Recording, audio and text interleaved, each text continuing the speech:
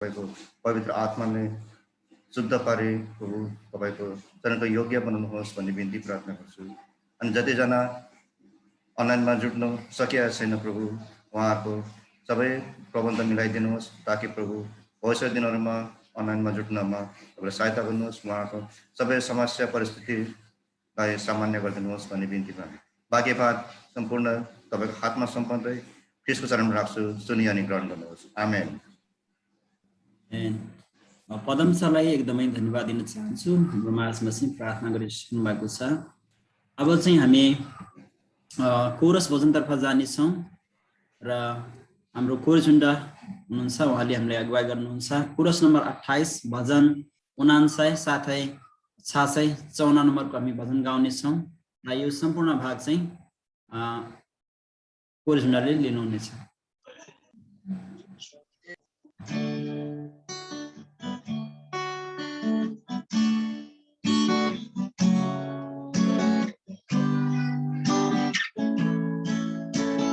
ईश्वरको राज पहिले खोजी गर, उहाँको धार्मिकतामा सबै थोक तिमीलाई थपिनेछ। हालेलुया हालेलुया हालेलुया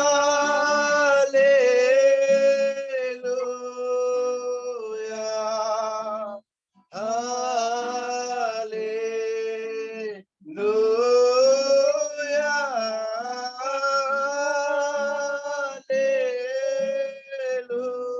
हालेलुया आमेन हालेलुया।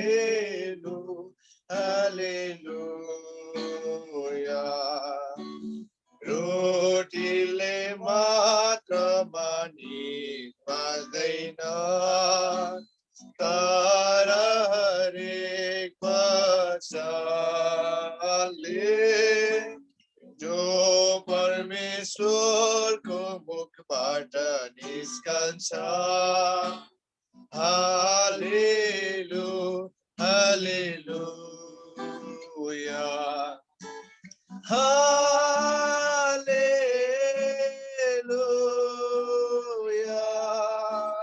हालेलुया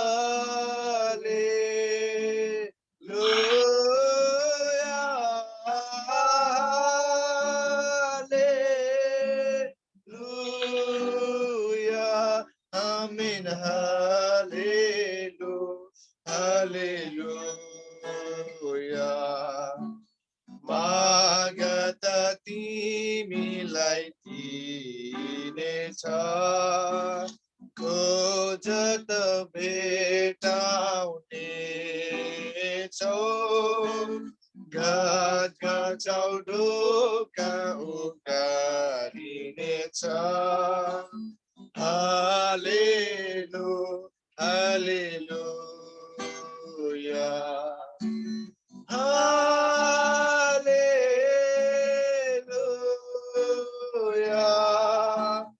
हालेलुया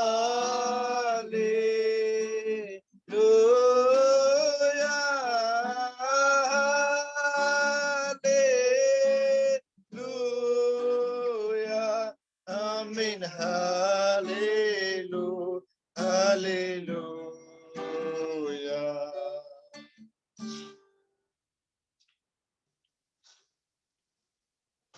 यसरी नै हामी अब भजन नम्बर 79 गाउनेछौँ।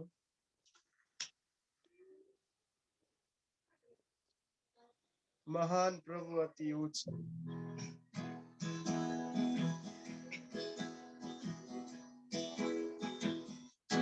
महान प्रभु अति उच्च, दूतगणले गाउँछन् महिमा। हे प्रभु तपाईको मण्डली आराधना गर्छौँ तपाईलाई। प्रेमको ठुलो रहस्यलाई महिमा गौरवको त्यागलाई प्रेमको ठुलो रहस्यलाई महिमा गौरवको त्यागलाई सम्झन्छु क्रुसको दुःखलाई अर्पन्छु सर्वाङ्ग तपाईँलाई सम्झन्छु क्रुसको दुःखलाई अर्पन्छु सर्वाङ्ग तपाईँलाई महान प्रभु अति उच्चमा दूतगणले गर्छन् महिमा हे प्रभु तपाईँको मण्डली आराधना गर्छौँ तपाईँलाई आउनुभयो प्रभु हाम्रो माझमा जोडिएको मनमा तेरामा आउनुभयो प्रभु हाम्रो माझमा जोडिएको मनमा तेरामा पर्पुछु बारिरहेछु नजिक हुन चाहन्छु पर्पुछु बारिरहेछु नजिक हुन चाहन्छु महान प्रभु अति उच्चमा दूतगणले गर्छन् महिमा हे प्रभु तपाईँको मण्डली आराधना गर्छौँ तपाईँलाई महिमा आदर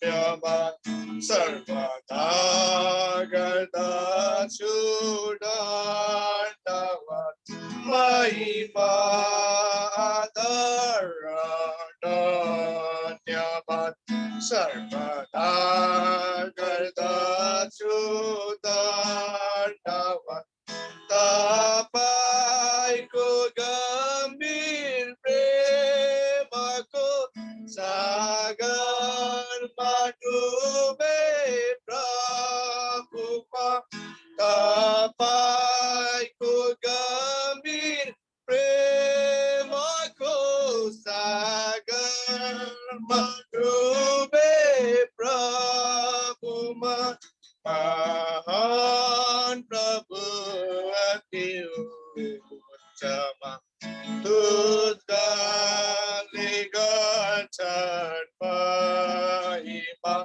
हे प्रभु तपाईँको मण्डली आराधना गर्छौँ तपाईँलाई।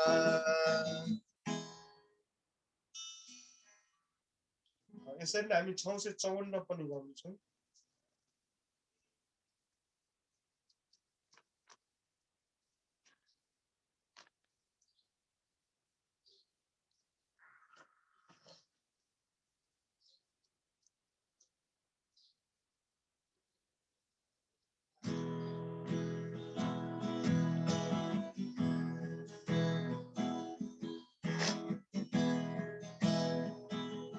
जब म प्रभुको भएर जिउन थाले, जब म प्रभुको भएर जिउन थाले, मैले निराशामा शान्ति पाए मैले निराशामा शान्ति पाए जब म प्रभुको गाएर जिउन थाले जब म प्रभुको गाएर जिउन थाले जीवनका धेरै यात्राहरू आफ्नै इच्छामा हिँडिरहे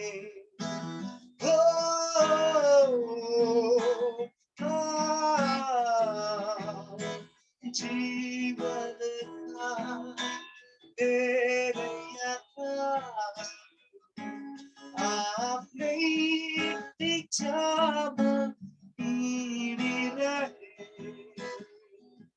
मैले हार सम्झे जीवनलाई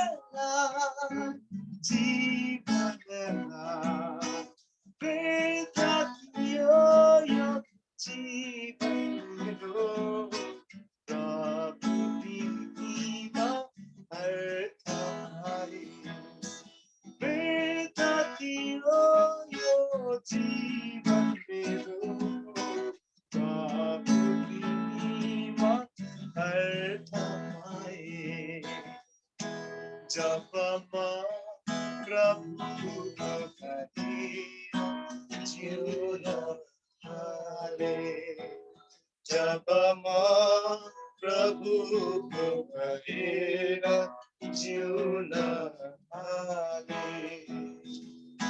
जीवनका बाँकी यात्राहरू प्रभुको इच्छामा जिउन पाए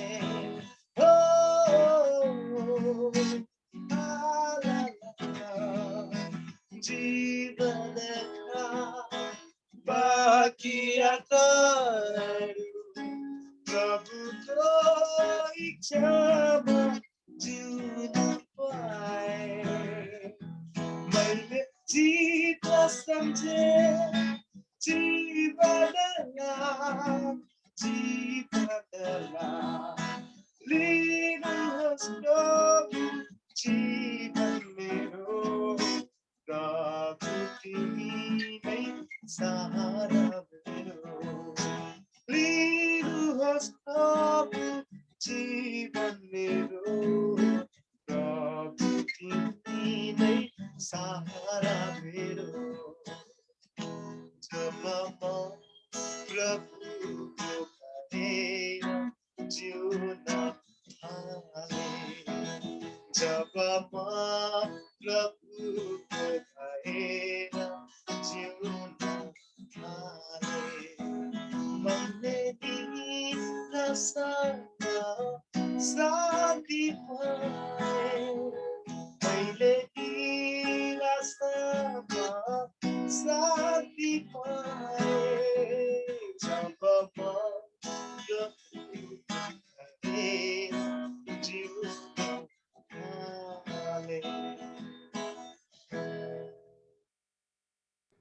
परमेश्वरलाई महिमा भएको होस् र यस समय हामी भजन कोरसलाई यतिमै राख्नेछौँ र हामीले चाहिँ हाम्रो मण्डलीको चाहिँ दर्शन भिजनको बारेमा हेर्नेछौँ अनि हाम्रो स्क्रिन शेयर हुनेछ र हामी विश्वास छ पहिला हामी पढ्नेछौँ तपाईँ सँगसँगै मेरो पछि मनमा नै तपाईँ भन्न सक्नुहुन्छ हुन्छ म वाचन गर्नेछु विश्वासको सार म विश्वास गर्दछु एक ईश्वर सर्वशक्तिमान पिता स्वर्ग र पृथ्वी सृजनामाथि अनि उहाँको एक्लै पुत्र हाम्रा प्रभु येशू ख्रीष्टमाथि उहाँ पवित्र आत्माका शक्तिले देहधारी हुनुभयो कन्या मरियमदेखि जन्मनुभयो पन्तिस पिलातसको अधिकारमा दुःख भोग्नुभयो क्रुसमा टाँगिनुभयो मारिनुभयो अनि गाडिनुभयो आत्मालोकमा उत्रनुभयो तेस्रो दिनमा मरेकाहरूबाट बिउतनुभयो स्वर्गमा चढी जानुभयो, सर्वशक्तिमान ईश्वर पिताको दाहिने हातपट्टि बस्नु भएको छ, जहाँदेखि उहाँ जिउँदा र मरेकाहरूको न्याय गर्नलाई आउनुहुनेछ।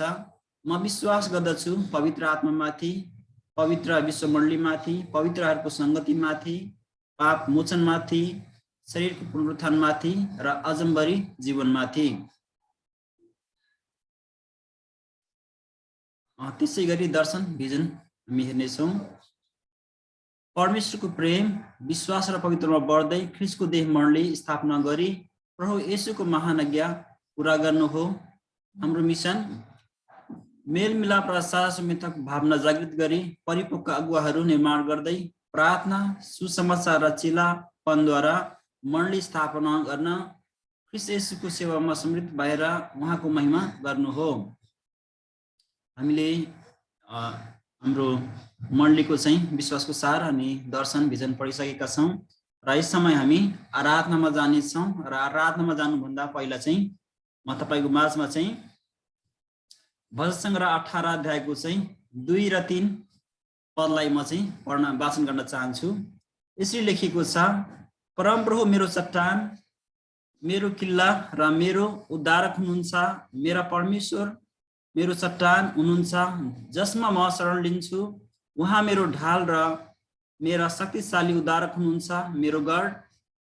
3 मा म परमप्रभुलाई पुकार गर्छु, जो प्रशंसाको योग्य हुनुहुन्छ, अनि म मेरा शत्रुहरूबाट बचाइनेछु। आमेन। र यस समय आराधनाको भाग म फेरि पनि कोरिचुन्डालाई दिन चाहन्छु। उहाँले हामीलाई आराधनामा अगुवाई गर्नुहुन्छ अनि हामी सँगसँगै परमेश्वरलाई महिमा गर्नेछौँ। हुन्छ, आउनुहोस् अब यो समय हामीहरू आराधनामा आइपुगेका छौँ। अनि साँच्चै आराधना परमेश्वरले खोज्नु भएको हामी मानिस जातिबाट नै हो, अनि हाम्रो अस्तित्व नै आराधना हो। अनि साँच्चै हाम्रो आराधनाको केन्द्रबिन्दु नै हाम्रो परमेश्वर हुनुहुन्छ। अनि यो समय हामी फेरि पनि आराधनामा आइपुगेका छौँ। अनि कतिपय मानिसले आफ्नो बुद्धि विवेकले अनि आफ्नो धन सम्पत्तिले परमेश्वरको आराधना गर्न खोज्छ, तर परमेश्वरले हाम्रो साँचो हृदय, भित्री हृदयको आराधना खोज्नु भएको छ। हामी यो समय एउटा बाइबलको पदलाई हेर्नेछौँ। यसै 41 को 10 मा परमेश्वरले के भन्नुभएको छ भने, नडरा किनकि म तँसित छु, निरुत्साहित नहो किनकि म तेरो परमेश्वर हुँ, म तँलाई बलियो पार्नेछु, म तँलाई सहायता गर्नेछु, मेरो धार्मिकताको दाहिने हातले म तँलाई सम्हाल्नेछु। आमेन। साँच्चै नै अहिलेको स्थिति नै डर लाग्दो भएको छ। अनि केवल सांसारिक मान्छे मात्र होइन, विश्वासी दाजुभाइहरू पनि कतिजनाले आफ्नो ज्यान गुमाइसक्नु भएको छ। तर हाम्रो परमेश्वरले हामीलाई भन्दै हुनुहुन्छ, नडरा किनकि म तेरो साथमा हुनुहुन्छ। त्यो परमेश्वर जसले आकाश बनाउनु भयो, जसले पृथ्वी बनाउनु भयो, जसले लाल समुद्रलाई 2 भाग गरिकन अनि सारा इजरायलीहरूलाई छुटकारा दिनुभयो, अझ त्यही परमेश्वर तपाईहरु मेरो साथमा हुनुहुन्छ। अनि हामी साँचो आराधना परमेश्वरलाई दिनेछौँ यो समय। जिसने आकाश बनाया, जिसने पृथ्वी बनाई, जो सर्वशक्तिमान प्रभु है, वो यहोवा हमारे संग संग है। जो सर्वशक्तिमान प्रभु है, वो सर्वशक्तिमान संग है। सेनाओं का यहोवा हमारे संग संग है, याकूब का परमेश्वर हमारा ऊंचा गढ़ है। सेनाओं का यहोवा हमारे संग संग है, याकूब का परमेश्वर हमारा ऊंचा गढ़ है।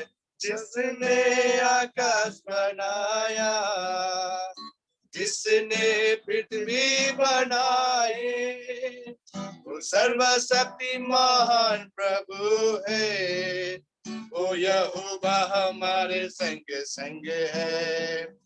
जो सर्वशक्तिमान प्रभु है, वो यहोवा हमारे संग संग है।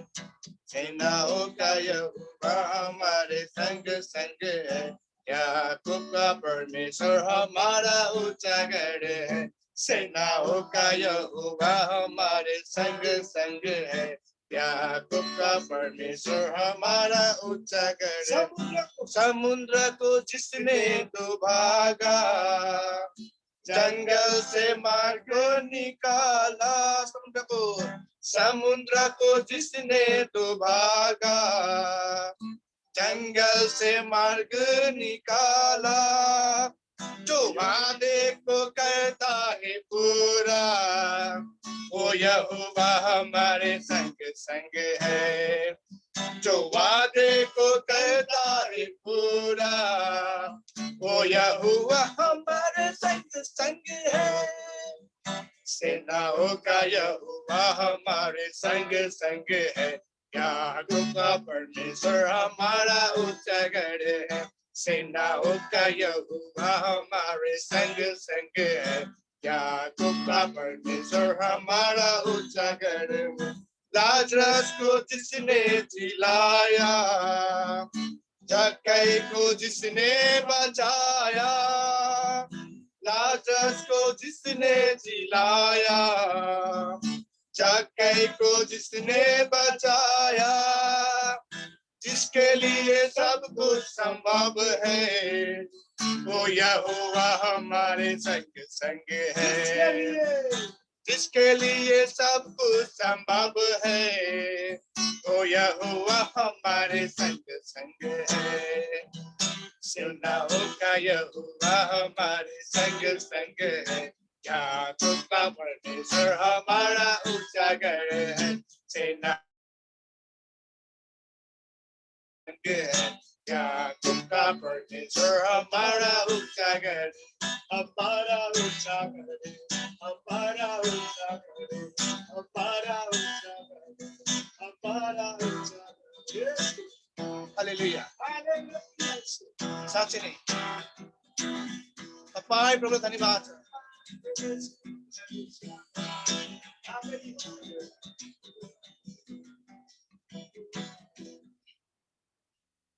साँच्चै नै सेनाओंका यहोवा परमेश्वर आज तपाईँ र मेरो माझमा हुनुहुन्छ। तपाईँ र मेरो बीचमा उपस्थिति हुनुहुँदैछ। अनि त्यो परमेश्वर जसले आफ्नो प्रतिज्ञाको कुरा पूरा गर्नु हुँदैछ, जसले आफ्नो विश्वासी जनलाई, जसले आफ्नो छोराछोरीलाई सदैव वास्ता गर्छ, सदैव फिक्री गर्छ, सदैव केयर गर्छ, अनि सदैव अगापे प्रेम गर्नुहुने परमेश्वर, त्यो परमेश्वर तपाईँ र मेरो माझमा हुनुहुन्छ। हामी यो जिउँदो परमेश्वरलाई धन्यवाद चढाउनेछौँ। सबैले आफ्नो मुख खोलिकन परमेश्वरलाई धन्यवाद दिनेछौँ। साँच्चै नै आराधना नै परमेश्वरले खोज्नु भएको छ, आराधना नै परमेश्वरले हामीबाट चाहनु भएको छ। साँच्चै परमेश्वरलाई हामी आराधना गर्नेछौँ यो समय। साँच्चै प्रभु तपाईँ धन्यवाद छ। प्रभु हामी शरीरमा दुर्बलता होला, हामी आफ्नो बुद्धि विवेकमा कमजोर होला प्रभु, तर तपाईँ प्रभुलाई हामी आफ्नो भित्री हृदयबाट आराधना गर्दछौँ प्रभु, किनकि तपाईँ परमेश्वर हुनुहुन्छ जसले आराधनालाई पर्खिरहनु हुने परमेश्वर हुनुहुन्छ। तपाईँ प्रभु धन्यवाद चढाउँदछु। साँच्चै प्रभु तपाईँ प्रभु धन्यवाद छ। तपाईँ प्रभुलाई प्रेमको लागि धन्यवाद चढाउँदछु प्रभु, धन्यवाद छ। अनि साँच्चै प्रभु तपाईँ प्रभुले हामीले माग्नु भन्दा पनि अघि दिनुहुने परमेश्वर तपाईँ हुनुहुन्छ। हामीलाई संकटको समयमाबाट निकाल्नुहुने परमेश्वर तपाईँ हुनुहुन्छ प्रभु। हाम्रो पाइलाहरू चिप्लनबाट बचाउनु हुने परमेश्वर तपाईँ हुनुहुन्छ प्रभु। हामीले बोलाउनु भन्दा पनि अघि हामीलाई उत्तर दिनुहुने, अनि उत्तरमा प्रभु तपाईँ प्रभुले भन्नुहुने म तेरो साथमा छु भनिकन तपाईँ प्रभुले हामीलाई बलियो पार्नुहुन्छ। तपाईँ प्रभु धन्यवाद चाहन्छु। साँच्चै प्रभु आज भन्दा प्रभु 2000 वर्ष अगाडि तपाईँ प्रभु यस संसारमा आउनुभयो। प्रभु तपाईँ आफ्नो निम्ति आउनु भएन प्रभु, तपाईँ प्रभुले हामी मानिस जातिलाई बचाउनको लागि आउनुभयो प्रभु। तपाईँ प्रभुलाई धन्यवाद चढाउँछु। तपाईँ प्रभुले हामी मानिस जातिको लागि त्यो कोर्रा खानुभयो प्रभु। आफ्नो शरीरको अंग प्रत्यंग तपाईँ प्रभुले त्याग्नु भयो केवल हाम्रो निम्ति प्रभु तपाईँ प्रभुलाई धन्यवाद चढाउँदछु। त्यो भारी क्रुसलाई बोकिकन तपाईँ प्रभुले कलवरी डाँडासम्म पुगाउनु भयो प्रभु। अनि तपाईँ प्रभुले त्यो काँडाको मुकुट आफ्नो शिरमा लगाउनु भयो। तपाईँ प्रभुलाई धन्यवाद चढाउँछु। साँच्चै प्रभु हामीले गरेको पाप निम्ति तपाईँ प्रभुले त्यो सबै दुःख कष्टहरू भोग्नु भयो प्रभु। सबै भालाहरू आफ्नो शरीरमा लिनुभयो प्रभु। तपाईँ धन्यवाद चाहन्छु। आज तपाईको रगतले हामी धोइएका छौं, हामी पखालिएका छौं, हामी पवित्र भएका छौं, फेरि पनि हामी तपाईँ प्रभुकोमा नयाँ जीवन पाएका छौं। तपाईँ प्रभु धन्यवाद चाहन्छु।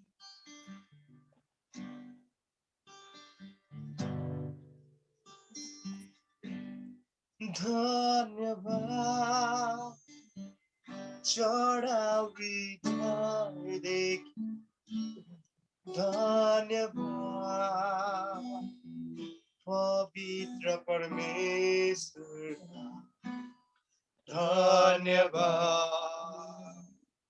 उहाँले दिनुभयो येशू ख्रीष्ट आफ्नो पुत्र। धन्यवाद चढाउ हृदयदेखि, धन्यवाद पवित्र परमेश्वरलाई, धन्यवाद उहाँले दिनुभयो येशू ख्रीष्ट आफ्नो पुत्र।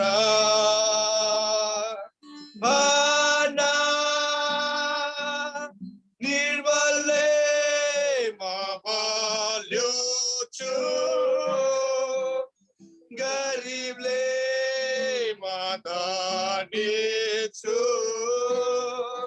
कारण उहाँले जे गर्नुभयो हाम्रो लागि।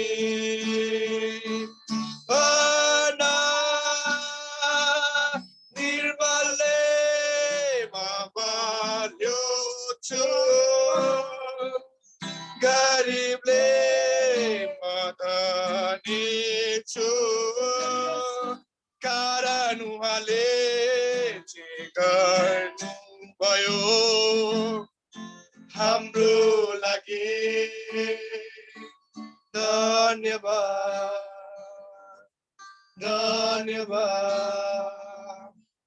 धन्यवाद धन्यवाद।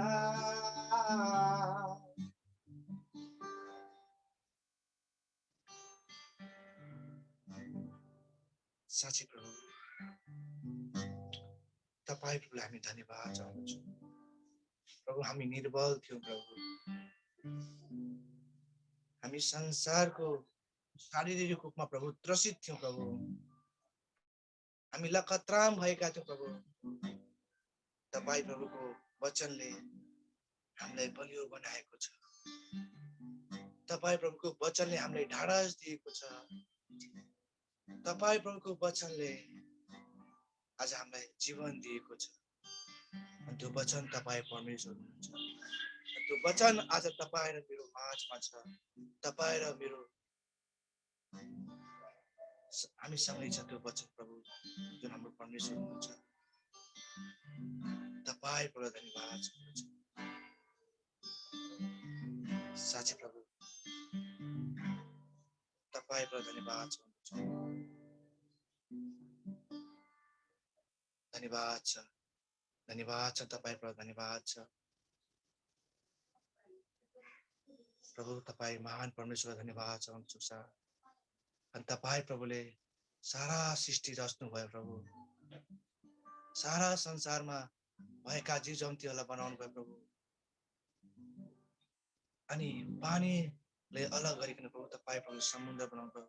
सारा संसारका सृष्टि गरिसकेपछि प्रभु तपाईँ प्रभुले मानिस जातिलाई बनाउनु भयो प्रभु। तपाईँ प्रभुले पहिले नै मानिस जातिलाई बनाउनु भएन, किनकि तपाईँ प्रभुलाई थाहा थियो कि मानिस जातिलाई के चिजको आवश्यकता पर्दछ भने। तपाईँ प्रभुले हामी मानिस जातिलाई प्रभु आफ्नै स्वरूपमा बनाउनु भयो प्रभु। तपाईँ प्रभु धन्यवाद चाहन्छु। सारा संसारको अधिकार तपाईँ प्रभुले हामी मानिस जातिलाई दिनुभएको छ प्रभु। धन्यवाद छ, धन्यवाद छ, धन्यवाद छ तपाईँ प्रभु, धन्यवाद छ तपाईँ प्रभुले हामीलाई सदैव यसरी नै वास्ता फिक्री गर्नुभयो। धन्यवाद चाहन्छु। सारा चिजको अधिकार हामीलाई दिनुभएकोलाई धन्यवाद चाहन्छु। तपाईँ प्रभुले हामीलाई सङ्गतिमा यसरी नै हुर्काउँदै हुनुहुन्छ। तपाईँसँग धन्यवाद चाहन्छु। तपाईँ परमेश्वरको वचनमा हामीलाई अगाडि बढाउनु भएकोलाई धन्यवाद चाहन्छु। हाम्रो हरेक परिस्थितिमा हामीलाई अगुवाई गर्नुहुने परमेश्वर तपाईँसँग धन्यवाद चाहन्छु। धन्यवाद छ, धन्यवाद छ, धन्यवाद छ तपाईँ प्रभु, धन्यवाद छ। सारा अर्ज बिन्ती प्रार्थना तपाईँ प्रभुको चरणमा राख्दै यो छोटो प्रार्थना माग्छु प्यारो प्रभु येशू ख्रीष्टको नाममा, आमेन। धन्यवाद हाम्रो कोरी सुन्दरलाई र परमेश्वरको आराधना गरिसकेका छौँ। अनि यो सङ्कटको समयमा परमेश्वरलाई धन्यवाद दिनु कति असल कुरा छ। हामीले केही गर्न सकिरहेका छैनौँ र परमेश्वरलाई अनलाइनबाट भए पनि हामीले चाहिँ सङ्गति गर्ने मौका पाएका छौँ। र आज म चाहिँ धेरैजना हाम्रो चाहिँ यस सङ्गतिमा चाहिँ जोडिनु भएको चाहिँ म देख्दैछु। अनि म चाहिँ उहाँहरूलाई चाहिँ स्वागत गर्न चाहन्छु। साथै हाम्रो चाहिँ अनलाइनबाट फेसबुक लाइभबाट पनि जोड्नु भएको छ, हेर्दै हुनुहुन्छ। अनि उहाँलाई पनि म स्वागत गर्न चाहन्छु। र हाम्रो मण्डली कोन्या मण्डली परिवारले हामी उहाँलाई ताली बजाएर हामी स्वागत गर्नेछौँ।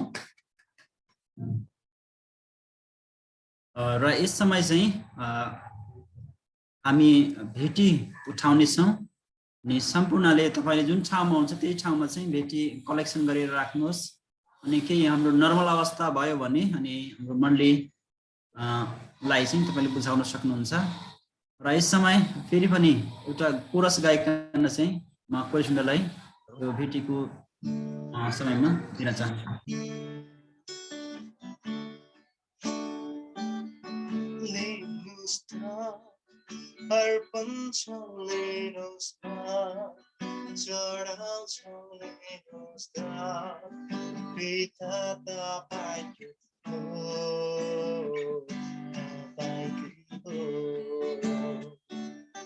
Linus अर्पण लिनुस् म चढाउँछौ लिनुस् पिता तपाईकै हो तपाईकै हो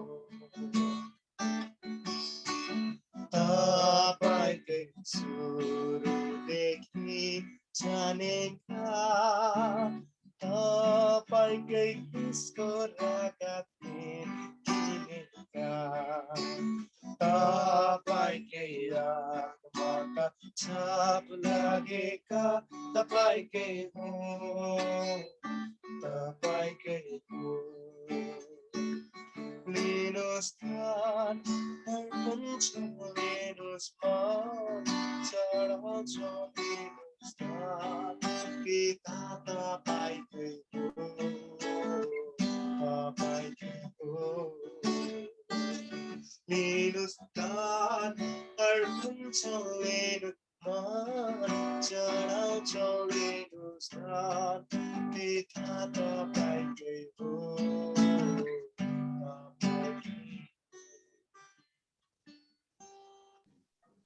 हामीले भेटी पनि उठाइसकेका छौँ र यस समय चाहिँ फेरि पनि छोटो रूपमा चाहिँ म सूचना दिन चाहन्छु। आजको चाहिँ हाम्रो चाहिँ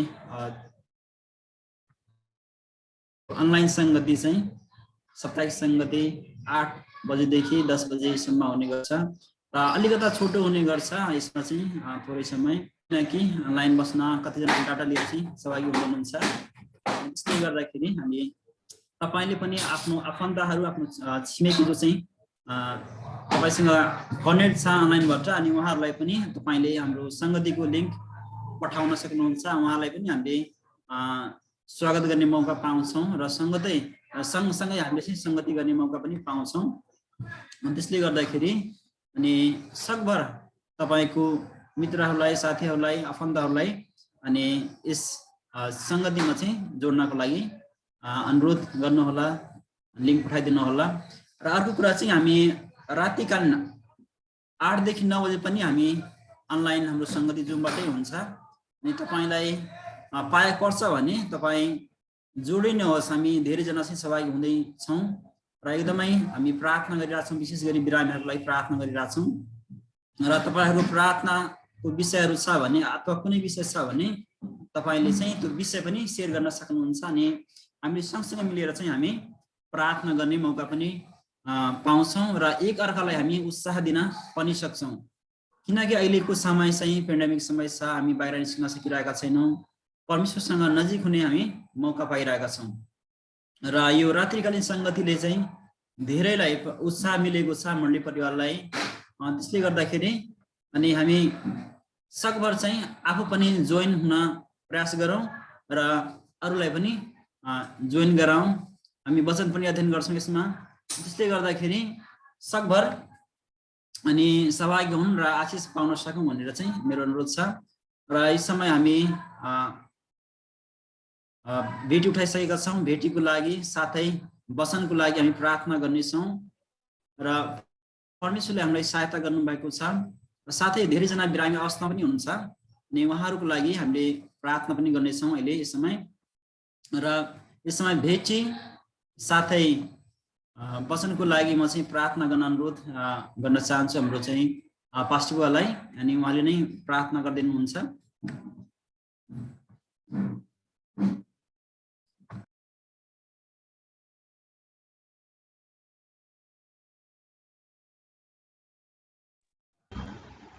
हुन्छ हामी प्रार्थना गरौँ आउनुहोस्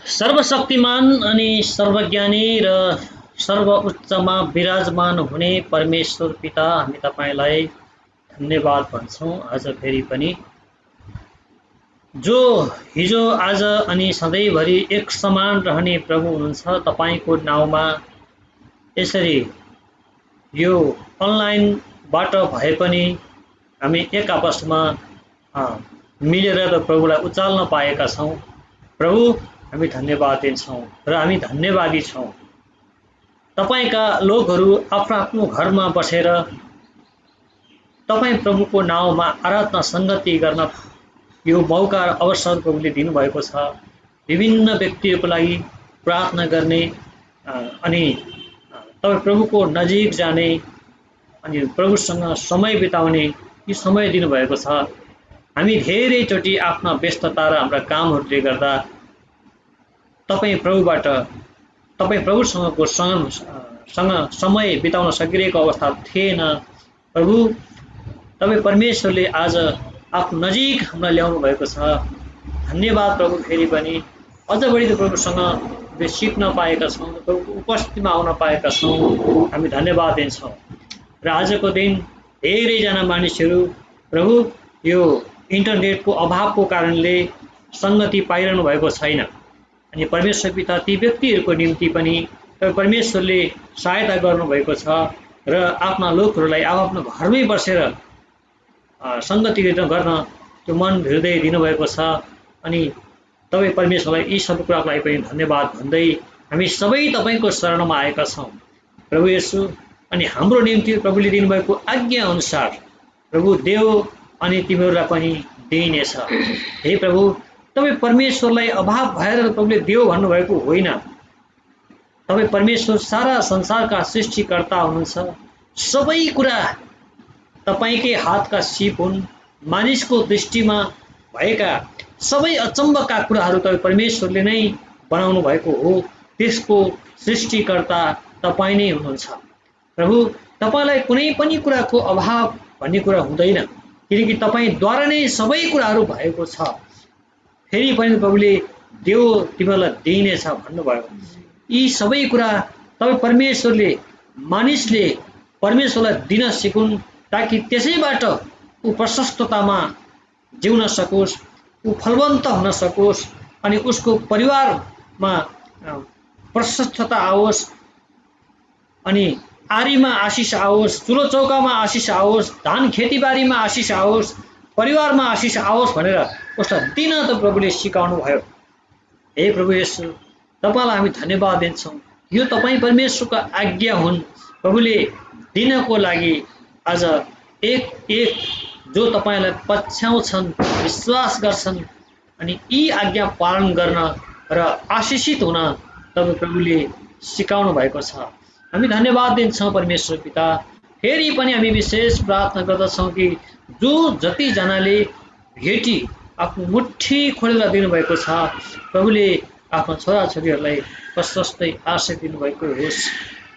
अनि जसले आफ्नो कमाइको 10औं भाग पनि दिनुभएको छ र अन्य अरू सुसंसारको भेटी, वृद्ध भेटी अनि पास्टर भेटी, विभिन्न भेटीहरू जो जसले प्रभु अहिलेको आपतकालीन अवस्थामा अनि ती व्यक्तिहरूलाई सहयोगार्थ भेटी जतिवटा भेटीहरू दिनुभएको छ, तर परमेश्वरले उहाँहरूका कमाइहरूमा, तिनी हातहरूमा र परिवारमा प्रशस्तै आशिष दिनुभएको होस् भनी प्रार्थना गर्दछौँ। सर्वशक्तिमान परमेश्वर पिता, यसरी नै मण्डलीलाई प्रभुले वृद्धि गर्नुभएको होस् भनी हाम्रो प्रार्थना छ प्रभु। साथसाथै हामी प्रार्थना गर्दछौँ आज तपाईँ महान परमेश्वरले आफ्नो वचनहरूबाट हाम्रो बीचमा जे ल्याउनु भएको छ, आफ्नो दासद्वारा जुन वचन तोड्नुहुन्छ परम प्रभु, हामी सबैलाई ती वचनबाट शुभेच्छा पाउँदै अनि आशिषित हुँदै हो प्रभु। अनि हामीले कहाँनिर हामी चुक्न सक्ने रहेछौँ, चुक्न सक्छौँ र हामी कसरी आगामी दिनहरूमा अगाडि बढ्न सक्ने कुराहरू जस्ता यी थुप्रै कुराहरू हामीले पाउन सकौँ, हामी यही प्रार्थना गर्दछौँ। फेरि पनि प्रभु, तपाईँले आफ्नो दासलाई हाम्रो बीचमा ल्याउनु भएको छ अनि धेरै व्यस्तताको बावजुद पनि उहाँलाई आफ्नो बीचमा ल्याउनु भयो। आफ्नो दासलाई प्रभु धन्यवाद दिन्छौँ र उहाँद्वारा प्रभु आज हामीसँग बोल्नु भएको होस्। हे परमेश्वर पिता, आफ्ना लोकहरूसँग बोल्नु भएको होस्। जसरी प्रभु मोसाका दिनहरूमा तपाईँ परमेश्वर मोसाद्वारा मानिसहरूसँग बोल्नुहुन्थ्यो, अगमवक्ताका दिनहरूमा अगमवक्ताहरूद्वारा मानिसहरूसँग बोल्नुहुन्थ्यो। हे परम प्रभु, अनि कतिचोटि प्रत्यक्ष रूपमा मानिसहरूसँग देखा पर्नुहुन्थ्यो। हे सर्वशक्तिमान परमेश्वर पिता, तपाईँ प्रभुले उनीहरूलाई चेतावनी पनि दिनुभयो, उनीहरूलाई होसियारी पनि गराउनुभयो, उनीहरूलाई सचेत हुनको लागि पनि प्रभुले हो प्रभु ती सबै कुरा गर्नुभएको छ। त्यसै गरी नै प्रभु आज आफ्नो दासहरूद्वारा तपाईँ प्रभु बोल्नुहुन्छ र प्रभु आफ्नो दासद्वारा जे कुरा हाम्रो बिचमा ल्याउनुहुन्छ ती सबै कुरा हामी स्वीकार्दै प्रभु तपाईँमा अझ मजबुत बलियो र हो प्रभु अझ साहसी हुँदै हामी फल्न वृद्धि हुन हामीलाई सहायता गर्नुभएको होस्। तपाईँको वचन साँच्चै प्रभु हाम्रो खुट्टाको निम्ति बत्ती र बाटोको निम्ति उज्यालो हो प्रभु। अनि त्यो चाहिँ आफ्नो दासहरू मार्फत हामीलाई जुन कुरा प्रभुले दिनुहुन्छ ती कुराहरू हामी हरेकको निम्ति त्यो मलहम पट्टी चाहिँ प्रभु अनि त्यो पाप पखाल्ने पानी रगत चाहिँ साबित होस् अनि हामी प्रार्थना गर्दै हामी सबैलाई तपाईँ ख्रीष्टमा ल्याउँदछौँ प्रभु।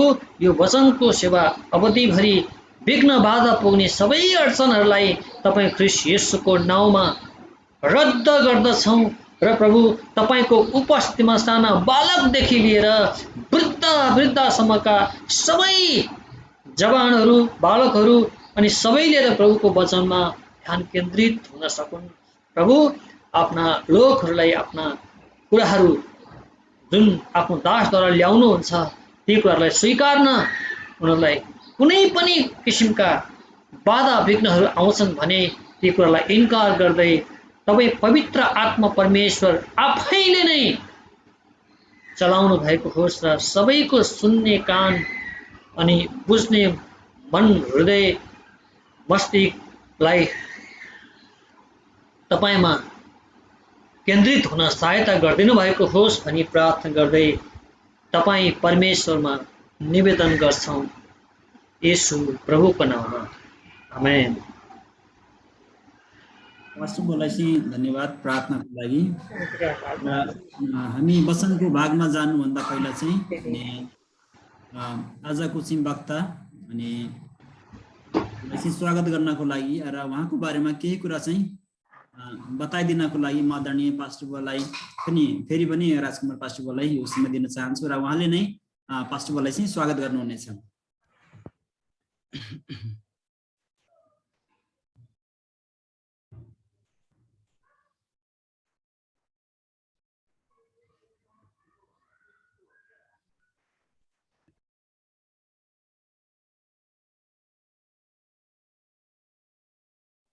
अनम्युट गर्नु होला, अनम्युट।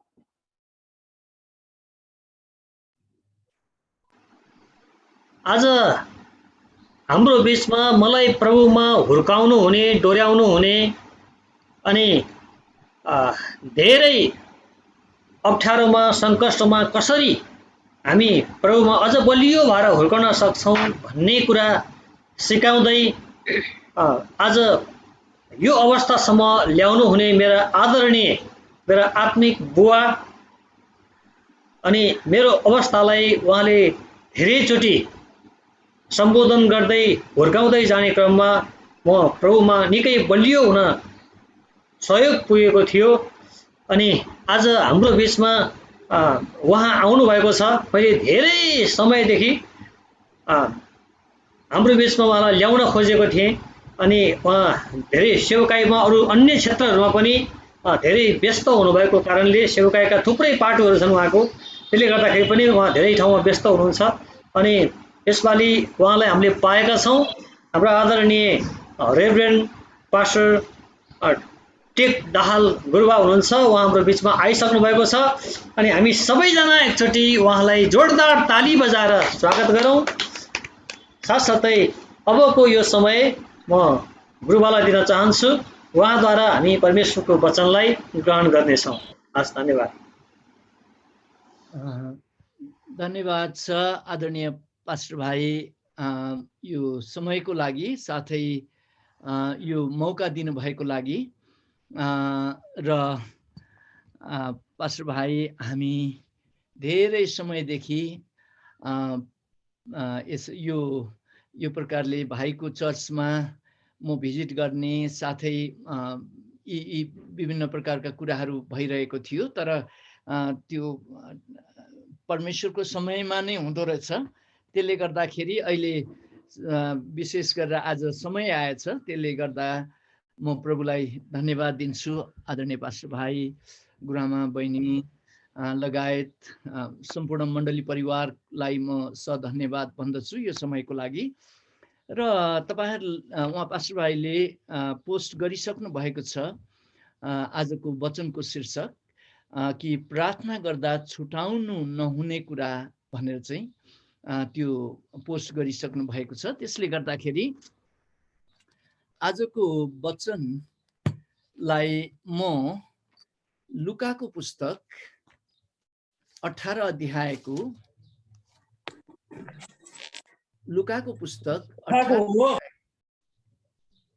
सुनिँदैछ? हजुर, लुकाको पुस्तक 18 अध्यायको 2 पददेखि 8 पद म पढिदिनेछु। लुकाको पुस्तक 18 अध्यायको 2 पददेखि 8 पद। पवित्र बाइबलको यस खण्डमा परमेश्वरको वचनले यस प्रकारले भनेको छ, कुनै एउटा सहरमा परमेश्वरको भय नमान्ने र मानिसको वास्ता नगर्ने एउटा न्यायाधीश थिए। त्यसै सहरमा एउटी विधवा थिए। त्यो तिनीहरू कहाँ आइरहन्थी र भन्थी, मेरो बादीको अघि मेरो न्याय गरिदिनुहोस्। 4 पद। तिनले केही समयसम्म त मानेनन्, तर पछिबाट तिनले आफ्नो मनमा भने, म परमेश्वरको डर मान्दिन, मानिसको वास्ता पनि गर्दिन। तर यस विधवाले मलाई हैरान पारेको हुनाले म त्यसको न्याय गरिदिनेछु, नत्र त त्यो एकोरो आएर मलाई वाक्क बनाउनेछ। प्रभुले भन्नुभयो, सुन, ती अधर्मी न्यायाधीशले के भन्दछन्। के परमेश्वरले उहाँलाई रात दिन पुकार्ने आफ्ना चुनिएकाहरूको न्याय गरिदिनुहुन्न र? के उहाँको तिनीहरूको निम्ति बियालो गर्नुहुन्छ र? म तिमीहरूलाई भन्दछु उहाँले चाँडै नै तिनीहरूको न्याय गरिदिनुहुनेछ। तापनि मानिसको पुत्र आउँदा के उसले पृथ्वीमा विश्वास भेटाउनेछ भनेर चाहिँ यहाँ यस प्रकारले बताइएको छ। र यहाँ यो दृष्टान्तको माथि जो शीर्षक छ, शीर्षकमा चाहिँ खुरन्दार लागेको विधवा भनेर चाहिँ त्यो शीर्षक छ भने सरल बाइबलमा चाहिँ यसको शीर्षक विधवा र न्यायाधीश भनेर चाहिँ त्यो प्रकारले भनिएको छ।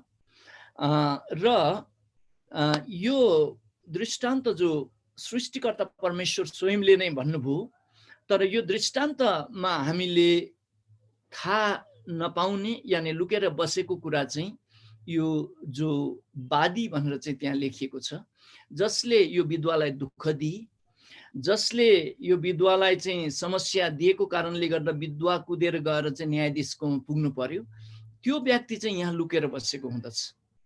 र आजको वचनको शीर्षकमा छुटाउन नहुने, प्रार्थनामा छुटाउन नहुने कुराहरू भन्दाखेरि हामीले प्रार्थना जसरी गर्दछौँ, प्रार्थनामा हामीले प्रभुलाई हाम्रो आवश्यकता अनुसार माग्दछौँ, यी सम्पूर्ण कुराहरू प्रार्थनामा त्यो प्रकारले हुँदछ।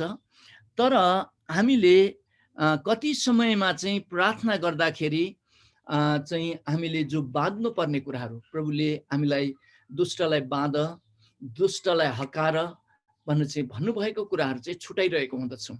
र आजको वचनको शीर्षक अनुसार आजको वचन नै त्यही नै हो कि प्रार्थनामा छुटाउनु नहुने कुरा चाहिँ दुष्ट आत्मालाई हामीले बाँध्न छोड्नु हुँदैन, दुष्ट आत्मालाई हामीले चाहिँ हकार्न छोड्नु हुँदैन, र दुष्ट आत्मालाई चाहिँ ख्रीष्ट येशूको नाउँमा हामीले बसमा नलिएर त्यतिकै छोडिराख्न मिल्दैन। एकजना व्यक्तिलाई हुन सक्दछ शरीरमा रोग लाग्ला, यी विभिन्न कुराहरू होला, प्रभु मलाई चङ्गाई गरिदिनुहोस्, मलाई चङ्गाई गरिदिनुहोस्, तपाईमा विश्वास गर्नेहरूको पालको नजिक कुनै पनि खराबी कुराहरू आउँदैन भनेर चाहिँ भन्नुभएको छ। त्यसले गर्दाखेरि तपाईँले मलाई अब चङ्गाई गर्नुहोस्, तपाईँको चङ्गाई चाहिँ बच्चाहरूको चाहिँ रोटी हो भनेर चाहिँ भन्नुभएको छ, त्यसले गर्दा मलाई चङ्गाई गर्नुहोस् भनेर एक विश्वासीले यसरी प्रार्थना गर्नुहुन्छ होला, र यो गल्ती पनि हुनु चाहिँ हुँदैन। तर त्यहाँ कुराहरू छुट्दछ, तर त्यो जो रोग ल्याउने कुरालाई बन्धनमा लिनु आवश्यक छ भन्ने चाहिँ बाइबलले बताउँदछ। त्यस्तै गरेर श्रीमान श्रीमतीमा झगडाहरू, विभिन्न प्रकारको कुराहरू दुष्ट आत्माले ल्याउला, र श्रीमतीले प्रार्थना गर्नुहुँदाखेरि प्रभु मेरो श्रीमानलाई परिवर्तन गरिदिनुहोस् भनेर चाहिँ श्रीमतीले प्रार्थना गर्नुहोला, श्रीमानले मेरो श्रीमतीलाई परिवर्तन गरिदिनुहोस् भनेर चाहिँ त्यसरी प्रार्थना गर्नुहोला। त्यो प्रार्थना नराम्रो छैन, राम्रो हो, तर त्यहाँ जुन स्रोतबाट झगडा आएको छ र जुन भिलेनले त्यहाँ चाहिँ श्रीमान श्रीमतीको बिचमा चाहिँ त्यो प्रकारको कुराहरू ल्याएको छ, त्यसलाई नबाँधिकन मलाई प्रभु हाम्रो परिवारलाई मात्रै ठिक पारिदिनुहोस्, हाम्रो अवस्थालाई मात्रै चङ्गाई गरिदिनुहोस् भनेर भन्नुभयो भने त्यहाँ एउटा ठुलो कुरा छुटिरहेको हुँदछ प्रियहरू। त्यस्तै गरेर अर्को पक्षमा हामी देख्दछौँ कि तपाईँका बालबच्चाहरूले घरमा भने जस्तो कामहरू नगरिराख्नु भएको होला, बालबच्चाहरूले भने जस्तो प्रकारले उहाँहरूले जिन्दगीहरू लिएर नगइराख्नु भएको होला, पढाइ राम्रो नगरिराख्नु भएको होला, यतापट्टि व्यवसाय राम्रो नगरिराख्नु भएको होला, भनेको नमानिराखेको अवस्थाहरू होला। त्यो अवस्थामा प्रभु मेरो बालबच्चाहरूलाई सपारिदिनुहोस्, मेरो बालबच्चालाई सपारिदिनुहोस् भनेर प्राय विश्वासीहरूले प्रार्थना गर्दाखेरि यही गर्ने चलन छ। तर बाइबलले चाहिँ हामीलाई त्यो बालबच्चाहरूलाई पढ्न मन नलगाउने आत्मा जुन ल्याइराखेको छ त्यसलाई बाँध्नुपर्छ भनेर चाहिँ बताइएको छ।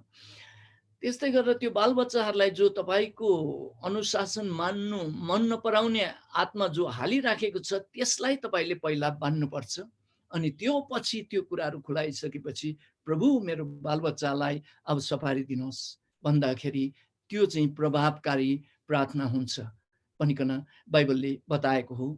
त्यस्तै गरेर तपाईँले जो व्यवसायहरू लिएर गइराख्नु भएको छ त्यो व्यवसाय राम्रोसँगले फस्टाएर गइरहेको छैन, त्यो व्यवसायबाट राम्रो कामहरू भइरहेको छैन, तर तपाईँले प्रार्थना गर्नुहुँदाखेरि प्रभु मेरो यो व्यवसायलाई फलदायक बनाइदिनुहोस्, आशिषमय बनाइदिनुहोस्, नाफायुक्त बनाइदिनुहोस् भनेर हामीले त्यसरी प्रार्थना गर्दछौँ। तर व्यवसायलाई असर गर्ने, बाधा पुर्याउने कुराहरू चाहिँ के हो त्यो हेर्नुपर्छ भनेर चाहिँ बाइबलले बताएको हो। र व्यवसायलाई त्यो असर पार्ने कुरालाई चाहिँ तपाईँ र मैले येशूको नाउँमा त्यहाँ बाँध्नु पर्दछ।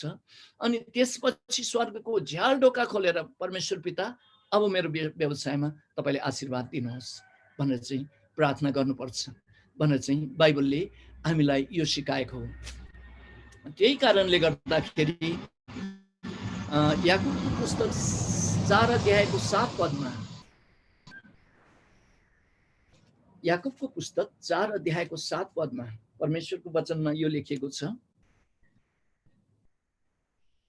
यसकारण आफैलाई परमेश्वरको अधीनमा राख, शैतानको विरोध गर र त्यो तिमीहरूबाट भाग्नेछ भनेर चाहिँ यहाँ पवित्र बाइबलमा यो भनिएको छ। हामीलाई सिधै प्रार्थना मात्रै गर भनेर चाहिँ भनिएको छैन, यहाँ चाहिँ दुष्ट आत्माको चाहिँ हामीले विरोध गर्नुपर्दछ र त्यसलाई चाहिँ हामीले बाँध्नु पर्दछ भनेर चाहिँ बाइबलले त्यो बताएको छ। भने मर्कुसको पुस्तक 3 अध्यायतर्फ तपाईँले अध्ययन गर्नुभएको खण्डमा प्रभु येशूले स्पष्ट भन्नुभयो कि एउटा बलियो मान्छेको घर अर्थात् एउटा बलियो मान्छेलाई बन्धनमा नलिकन नबाँधिकन उससँग भएको त्यो नाश गर्ने सरसामान, उसको घरको सरसामानहरू तपाईँले भत्काउन सक्नुहुन्न भनेर चाहिँ त्यहाँ बताइएको छ। र प्रभु येशूले यहाँ स्पष्ट गरिराख्नु भएको छ कि यो बलियो मान्छे भन्नाले चाहिँ दुष्ट आत्मा हो। यो दुष्ट आत्मालाई चाहिँ तपाईँले बन्धनमा लिनु पर्दछ र यसलाई चाहिँ तपाईँले बाँध्नु पर्दछ र यसलाई बाँध्नु भएको छैन र तपाईँले चाहिँ बाउलाई गुहारी मात्रै राख्नु भएको छ कि यो गरिदिनुहोस् त्यो गरिदिनुहोस् भनेर गुहारी मात्रै राख्नु भएको छ भने त्यो प्रार्थना प्रभावशाली प्रार्थना हुन सक्दैन भनेर चाहिँ बाइबलले स्पष्ट गर्दछ। र हामीले कति समयमा पवित्र बाइबलमा अध्ययन गर्दाखेरि जब पत्रुस मार्फत भएर दुष्ट आत्माले चाहिँ तपाईँ किन क्रुसमा जानै पर्दैन, तपाईँलाई यस्तो प्रकारको खराबी नहोस् भनेर चाहिँ पत्रुसले भन्नु हुँदाखेरि प्रभु येशूले पत्रुस मार्फत बोल्दै गरेको शैतानलाई, यस शैतान तँ मदेखि दूर भइजा, तैँले चाहिँ मेरो कामलाई, मेरो मुक्तिको कामलाई तैँले बाधा गर्दैछस् भनेर चाहिँ उहाँले गाली गर्नुभएको हामी देख्दछौँ। र प्रभुले पत्रुस मदेखि दूर भए जाऊ भनेर चाहिँ भन्नु भएन, तर प्रभुले चाहिँ ए शैतान तँ मदेखि दूर भइजा भनेर चाहिँ यसरी गाली गर्नुभएको हामी देख्दछौँ र हकार्नु भएको, यानि त्यसलाई चाहिँ खेदाउनु भएको हामी देख्दछौँ। त्यस्तै गरेर यो पाउल र सिलास ले पनि कतिवटा कामहरू गर्नु हुँदाखेरि, यानि मेसिडोनियामा जब उहाँहरू गइराख्नु भएको थियो, एउटा जोखाना हेर्ने स्त्रीले चाहिँ यी मानिसहरू सर्वोच्च परमेश्वरका छोराहरू हुन्, यिनीहरूले मुक्तिको कार्यलाई घोषणा गर्दछन्, यिनीहरूको कुरा सुन भनेर चाहिँ भन्दै गए।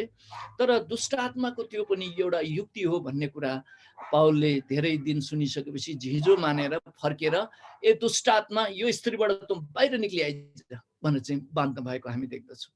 उहाँहरूले प्रभु यो स्त्रीले अब हामीलाई दिगदार लाउन छोडोस् भनेर चाहिँ भन्नुभएको हामी देख्दैनौँ, तर उहाँले दुष्ट आत्मालाई तँ निक्ली जा भनेर चाहिँ भन्नुभएको हामी देख्दछौँ। त्यस्तै गरेर प्रभुले भूतात्माहरू मानिसहरूको जीवनबाट धपाउनु हुँदाखेरि पनि पिता यो भूतात्माबाट यो मानिसहरू निको पारिदिनुहोस् भनेर चाहिँ नभन्नु भएर भूतात्मा तँ चाहिँ यो मानिसबाट निक्ली जा भनेर चाहिँ उहाँले त्यसरी गाली गर्नुभएको देख्दछौँ। भने मर्कुसको पुस्तक 16 अध्यायमा उहाँको नाउँमा हामीलाई भूतात्मा निकाल्ने, धपाउने, बाँध्ने यी सबै शक्तिहरू दिनुभएको छ भन्ने कुरा पनि हामी देख्दछौँ। भने मत्तीको पुस्तक 10 अध्यायमा तिमीहरूले यी सबै कुराहरू बाँध्न सक्नेछौ, यानि मेरो अधिकारमा, मेरो नाउँमा तिमीहरूले गर्न सक्नेछौ भनेर पनि भन्नुभएको हामी देख्दछौँ। यसले गर्दाखेरि यो जो दृष्टान्त प्रभु येशूले लुकाको पुस्तक 18 अध्यायमा भन्नुभयो कि तीनवटा त्यहाँ यो दृष्टान्तमा पात्रहरू तीनजना छन्, तीनवटा हुनुहुन्छ। एउटा चाहिँ परमेश्वर यानि एउटा चाहिँ न्यायाधीश छन्, एउटा विधवा छन् र एउटा चाहिँ वादी छ। र न्यायाधीशलाई उहाँको नकारात्मक रोल भए पनि न्यायाधीशलाई परमेश्वरसँग दाँजिएको छ, किनकि उसको हातमा अधिकार छ, अधिकार परमेश्वरको हातमा भएकोले गर्दाखेरि न्यायाधीशलाई परमेश्वरसँग दाँजिएको छ। एउटा अधर्मी न्यायाधीशले त यसरी न्याय दिन्छ भने सृष्टिकर्ता परमेश्वरले किन तिमीहरूले भनेको सुन्नुहुन्न भनेर चाहिँ प्रभुले भन्नुभएको छ भने यहाँ विधवा जो छिन् विधवा चाहिँ हामी मानिसहरूको प्रतिनिधित्व गर्दछ विधवाले चाहिँ यो विश्वासीहरूको रोल खेल्दछ जसरी समस्या परे पछाडि यहाँ न्यायाधीश भएकोमा विधवा त्यो न्याय गरिदिनुहोस् भनेर चाहिँ उहाँ जानुभएको हामी देख्दछौँ भने तेस्रो यहाँ व्यक्ति छ यो व्यक्तिलाई चाहिँ वादी भनेर चाहिँ यस खण्डमा लेखिएको छ र यो व्यक्तिको कारणले गर्दा नै विधवाले दुःख पाएको कारण यो विधवा चाहिँ न्यायाधीश भएकोमा न्यायको लागि गएको छ त्यसले गर्दाखेरि यो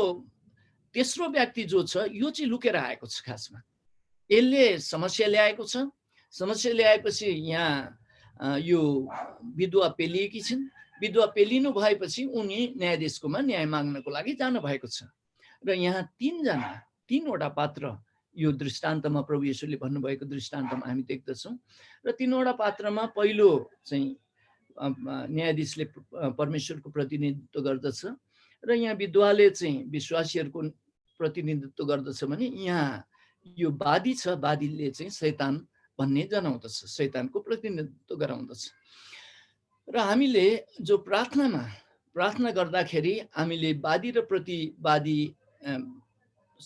सम्बन्धी जो दुःख पाएको व्यक्ति र न्यायाधीशको विषयको कुराहरू मात्रैलाई जोड दिएको खण्डमा र यहाँ दुःख दिने व्यक्तिलाई चाहिँ हामीले छोडिदिएको खण्डमा त्यो जो न्याय छ त्यो जो ऊ छ अदालतको जुन फैसला छ न्याय छ त्यहाँ पाइने उत्तरहरू छ त्यो चाहिँ ठुलो कुराहरू त्यहाँ छुटिरहेको हुँदछ यहाँ त समस्या त यही वादीको कारणले आएको दुष्ट आत्माको कारणले आएको हो त्यसले गर्दाखेरि यो दुष्ट आत्मालाई चाहिँ हामीले प्रार्थनामा जहिले पनि बान्नु पर्छ र हामीले प्राय प्रार्थना गर्दाखेरि दुष्ट आत्मालाई नबान्ने गर्दछौँ त्यो कुराहरू चाहिँ हामीले छुटाइरहेका हुँदछौँ र त्यो छुटाउनु मिल्दैन भनेर चाहिँ हामीले यी कुराहरूबाट हामीले बुझ्न पर्दछ र म हाई स्कुल पढ्दाखेरि त्यो हाई स्कुलमा धेरै विद्यार्थीहरू थिए करिब 1400 जस्तो विद्यार्थीहरू थियो टोयलेट चाहिँ 2-3वटा मात्रै थियो टोयलेट 2-3वटा मात्रै भएकोले गर्दा टिफिनको समयमा यानि उसको समयमा चाहिँ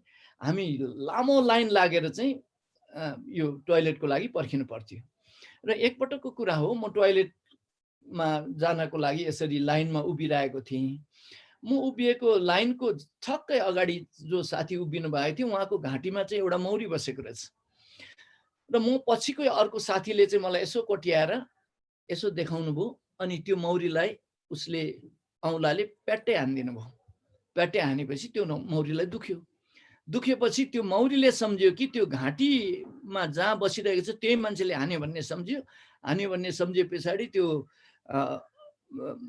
मौरीले त्यो साथीलाई चिले पछाडि त्यो घाँटीवाला साथीले चाहिँ ड्याङ्गे मौरीलाई यसरी हानेर मार्यो अब त्यहाँ समस्या चाहिँ त्यो तेस्रो व्यक्तिले गरिरहेको थियो तर मौरीले पनि सम्झ्यो त्यो जुन घाँटीमा बसिरहेको थियो उसैले हान्यो भन्ने सम्झ्यो त्यो साथीले पनि त्यो म अगाडिको साथीले पनि के सम्झ मौरी घाँटीमा बसेको साथीले पनि के सम्झिनु भयो भने यो चाहिँ मौरीले चाहिँ मलाई चिल्ने रहेछ भनेर चिल्यो भनेर चाहिँ डङ्गे त्यो मौरी मारिदियो तर त्यहाँ चाहिँ भूमिका खेलिरहेको अवस्था चाहिँ तेस्रो व्यक्तिले थियो भने जस्तै हामीले जब हामी प्रार्थनामा जान्छौँ जब कुनै पनि आवश्यकता पर्दछ समस्या पर्दछ बिरामी हुँदछौँ भनेको जस्तो जिन्दगी जाँदैन बालबच्चाहरूले भनेको प्रकारले जिन्दगी लिएर नगइरहेको अवस्थाहरू हुँदछ त्यो अवस्थामा हामीले प्रार्थना गर्दाखेरि प्रभु यो कुराहरू गरिदिनुहोस् प्रभु त्यो कुराहरू गरिदिनुहोस् प्रभु यो कुराहरू गरिदिनुहोस् भनेर हामीले यसरी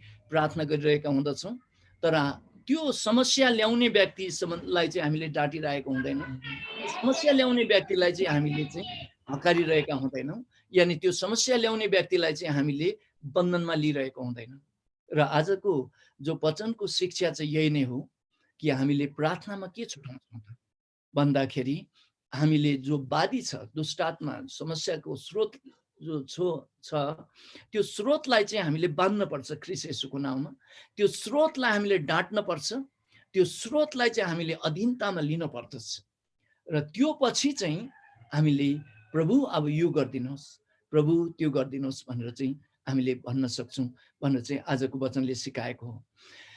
र प्रभुले हामीलाई त्यो अधिकार दिइसक्नु भएको छ। मर्कुसको पुस्तक 16 अध्यायलाई तपाईँले अध्ययन गर्नुभएको खण्डमा विश्वास गर्नेहरूसँग यी चिन्हहरू हुनेछन्, उनीहरूले भूत धपाउनेछन् भनेर चाहिँ त्यहाँ भनिएको छ।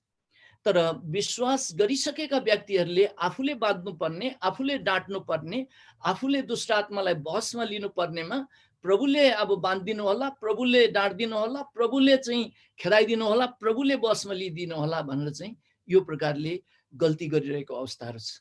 तर डाँट्ने, बन्धनमा लिने, बसमा लिने, बाँध्ने यी सबै कुराहरू त प्रभुले उहाँको नाउँमा, प्रभु येशूले मर्कुसको पुस्तक 16 अध्यायमा भन्नुभयो कि मेरो नाउँमा विश्वास गर्नेहरूसँग यो चिन्ह हुनेछ भनेर चाहिँ भन्नुभयो भने मत्तीको पुस्तक 10 अध्यायमा चेलाहरूलाई दुष्ट आत्माहरू बसमा लिने अधिकार दिनुभयो भनेर चाहिँ लेखिएको छ। त्यसले गर्दाखेरि अब प्रभुले बाँधिदिनु हुने, प्रभुले डाँटिदिनु हुने, प्रभुले चाहिँ बसमा लिइदिनु हुने भन्ने कुराहरू नभएर अब चाहिँ ख्रीष्ट येशूमा विश्वास गरेका परमेश्वरका छोराछोरीहरूले चाहिँ दुष्टलाई बाँध्नु पर्दछ, दुष्टलाई बसमा लिनुपर्छ भनेर चाहिँ बाइबलले यो बताएको हो। र मैले एउटा उदाहरण सुनिरहेको थिएँ, एउटा भएको घटना। एकजना पास्टर बाबु, उहाँको नाम मैले ठ्याक्कै बिर्सेँ, तर जे होस् उहाँ पास्टर बाबु चाहिँ प्रार्थना गर्दै हुनुहुँदो रहेछ। प्रार्थना गर्दै हुनुहुँदाखेरि उहाँले अकस्मात प्रभु येशूको उपस्थिति महसुस गर्नुभएको छ र आँखा खोल्नुभएको छ। आँखा खोल्नु हुँदाखेरि त प्रभु उहाँको अगाडि उभिनु भएर चाहिँ गफ गर्न सुरु गर्नुभएको छ। यो भएको घटना हो। अनि गफ गर्न सुरु गर्नुभएछ। गफ गर्नु हुँदाखेरि त बिचमा एउटा बाँदर आएर उफ्रेकै गरेर चाहिँ 1 घन्टा जति प्रभुसँग यसरी गफ गर्नुभएछ। गफ गर्नु हुँदाखेरि त बाँदर उफ्रेर बाधा पुराएकै गरेछ। गर्दाखेरि यता उहाँ पास्टर बाबुले सम्झिनु भएछ कि अब यो बाँदरलाई चाहिँ प्रभुले चाहिँ अधीनतामा लिनु होला, आकार दिनु होला भनेर सम्झिनु भएछ। तर प्रभुले केही भन्नु भएन रहेछ। बाँदर चाहिँ उफ्रेको गरेछ र उफ्रिँदा लास्टमा बाँदर त्यहाँबाट गएछ। गए पछाडि उहाँले चाहिँ प्रभुलाई सोध्नु भएछ, प्रभु त्यो बाँदरले यति धेरै डिस्टर्ब गर्यो हजुर र म गफ गर्दाखेरि, तपाईले किन यसलाई चाहिँ रोक्नु भएन, किन यसलाई चाहिँ तपाईले हकार्नु भएन भनेर चाहिँ उहाँले भन्नु हुँदाखेरि त प्रभुले भन्नुभयो अरे यो अधिकार त मैले तिमीलाई दिएको छु, यो त तिमीले गर्नुपर्थ्यो भनेर चाहिँ प्रभुले भन्नुभयो अरे। त्यसले गर्दाखेरि एउटा सरकारले, अब सम्झौँ उदाहरणको लागि यही कुरा बुझ्नको लागि, एउटा राज्यले जनताका छोराछोरीहरूलाई प्रहरीमा भर्नाहरू गर्नुहुन्छ, तालिमहरू दिनुहुन्छ, त्यस पछाडि तालिम सकेपछि पेस्तोल भिराइदिनुहुन्छ, यी सबै कुराहरू गरेर चाहिँ काममा खटाउनुहुन्छ। एउटा त्यहाँ पकेट माराहरू आयो या चोर आएर चाहिँ त्यो प्रहरीको चाहिँ गोजीमा भएको वालेट पनि निकाल्न थाल्यो, उहाँको गोजीमा भएको मोबाइल पनि निकालेर जान थाल्यो भने त्यो प्रहरीले चाहिँ म सरकारलाई भनिदिन्छु भन्यो भने त्यो त गल्ती हुन जान्छ। उहाँलाई त त्यो प्रहरीलाई त्यो उर्दी पहिनाएर त्यो अधिकार दिइसकेको छ। अब त उसको हातमा त्यो हतियार धरी छ, पेस्तोल धरी छ, उसले त त्यो नियन्त्रणमा लिनु पर्दछ। भने जस्तै हामी तपाईँ र मैले ख्रीष्ट येशूलाई विश्वास गरिसकेका छोराछोरीहरूले चाहिँ अब यो जो वादी छ, यो तेस्रो व्यक्ति छ, दुष्ट आत्मा छ, जसले तपाईलाई बिगार गर्न उसले कोसिस गरिरहेको छ, बिगार गर्ने विभिन्न प्रकारको बिमारहरू, विभिन्न प्रकारको आपत्ति विपत्तिहरू ल्याइराखेको छ, परिवारलाई बिगार्नको लागि उसले विभिन्न प्रकारको आदतहरू लगायत यी विभिन्न प्रकारको कुराहरू ल्याइराखेको छ, तपाईको पारिवारिक जीवनमा बाधाहरू ल्याइराखेको छ, तपाईको यो व्यवसायमा उसले बाधाहरू ल्याइराखेको छ। यो अवस्थामा तपाईले चाहिँ प्रभु यो उसलाई चाहिँ तपाईले बाँधिदिनुहोस्, यसलाई चाहिँ यो खत्तम पारिदिनुहोस्, यसलाई उ गरिदिनुहोस् भनेर भन्नुभयो भने त्यो प्रभावशाली प्रार्थना हुँदैन। तर तपाईँ र मलाई चाहिँ पवित्र बाइबलले सिकाएको कुरा चाहिँ अब तपाईँ र मैले चाहिँ त्यो अवस्थामा जो वादी छ, तेस्रो व्यक्ति छ, जसले त्यो समस्याहरू ल्याइरहेको छ, त्यसमा चाहिँ तपाईँ र मैले ख्रीष्ट येशूको नाउँमा बाँध्नुपर्छ। त्यो अधिकार तपाईँ र मलाई प्रभुले दिइसक्नु भएको छ। त्यसले गर्दाखेरि र यो अर्को कुरा थाहा पाउनुपर्ने कुराहरू चाहिँ दुष्ट आत्मा चाहिँ हारिसकेको छ यानि यसको चाहिँ न्याय भइसकेको छ भनेर चाहिँ यूहन्नाको पुस्तक 16 अध्यायको 11 पदमा यो लेखिएको छ। र हामी जब दुष्ट आत्मालाई कति विश्वासीहरूले बान्नको लागि डराउँछन्, यसलाई मैले बान्ने, यसलाई मैले हकारे भने चाहिँ झन् गाह्रो गरी आइलाग्छ कि भनेर चाहिँ यो प्रकारले दुष्ट आत्माले गलत सोच पनि हालिदिएको हुन सक्दछ। तर यूहन्नाको पुस्तक 16 अध्यायको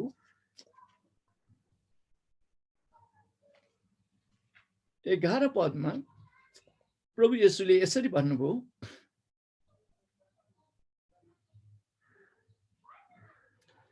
न्यायको विषयमा, किनभने यस संसारको शासकलाई दण्ड आज्ञा भइसकेको छ। अब प्रभु येशूले यो दुष्ट आत्मालाई दण्ड आज्ञाको घोषणा गरिसक्नु भएको छ। यसलाई पहिलो कुरा त दण्ड आज्ञा अदनको बगैँचामा उत्पत्ति 3 अध्यायमा तपाईँले देख्नुहुन्छ, जब मानिसहरूलाई पापमा फसायो त्यसपछि उहाँले भन्नुभयो कि सर्पलाई दुष्ट आत्माको चिन्ह देखाउँदै उहाँले भन्नुभयो कि तेरो शिर चाहिँ स्त्रीको सन्तानले कुल्चिनेछ भनेर चाहिँ भन्नुभयो। र पछि गएर सृष्टिकर्ता परमेश्वर पुत्र येशू ख्रीष्ट हुनभइकन उहाँ धरतीमा आएर क्रुसमा उहाँ जसरी मर्नुभयो, मरेको दिन नै उहाँले चाहिँ यो दुष्टको, यो संसारको शासक भनेर चाहिँ भनिएको छ, उसलाई चाहिँ दण्ड आज्ञाको घोषणा गरिसक्नु भएको छ। अब त्यसले गर्दाखेरि हामीलाई बाइबलले स्पष्ट बताउँदछ अब यो 1000 वर्ष यो चाहिँ अतल कुण्डमा यसलाई बाँधिनेछ। त्यसपछि चाहिँ फेरि प्रभुले चाहिँ यसलाई अतल कुण्डमा सदाको निम्ति, अनन्तको निम्ति त्यो आगो र गन्धकको ठाउँमा जो नरक हो त्यो मान्छेको लागि बनाइएको होइन, त्यो चाहिँ यसको लागि, यो दुष्ट आत्माको लागि बनाइएको हो। र यो दुष्ट आत्माको लागि त्यहाँ हाल्ने यो फैसला स्वर्गको अदालतमा त्यो फैसला भइसकेको छ। स्वर्गको सर्वोच्च अदालतमा यो फैसला भइसकेको छ। त्यसले गर्दाखेरि हामीले यो कुरा पनि बुझेको हुनुपर्छ, यो चाहिँ मरिसकेको सर्पले पुच्छर पछाडिबाट हल्लाएको जस्तो मात्रै हो। अहिले जति पनि संसारमा आतङ्कहरू, चाहे महामारी ल्याएर हुन्छ, चाहे विभिन्न प्रकारको आक्रमणहरू गरेर मान्छेको जनधन नाश गर्ने प्रकारको समस्याहरू आउँदछ, यी सबै कुराहरू चाहिँ यसको पुच्छर हल्लाइ मात्रै हो भनेर चाहिँ बाइबलले बताउँछ। कारण यसको त यो हारिसकेको छ, यसको न्याय भइसकेको छ। अब यो 1000 वर्ष अतल कुण्डमा चेनमा बाँधिएर यसलाई जेलमा राखिनेछ। त्यसपछि अनन्त कालसम्म यो आगो र गन्धकमा फ्यालिसक्ने माथिको सर्वोच्च न्यायालयमा, परमेश्वरको सर्वोच्च न्यायालयबाट त्यो घोषणा भइसकेको अवस्था छ। त्यसले गर्दाखेरि यसलाई बान्नको लागि, यसलाई डाँट्नको लागि हामी डराउनु हुँदैन, कारण यो त हारिसकेको दुश्मन हो। र प्रभुले तपाईलाई विजयभन्दा पनि महाविजय उहाँले बनाइसक्नु भएको छ। र कलस्सीको पुस्तक 2 अध्यायको 14 र 15 पदमा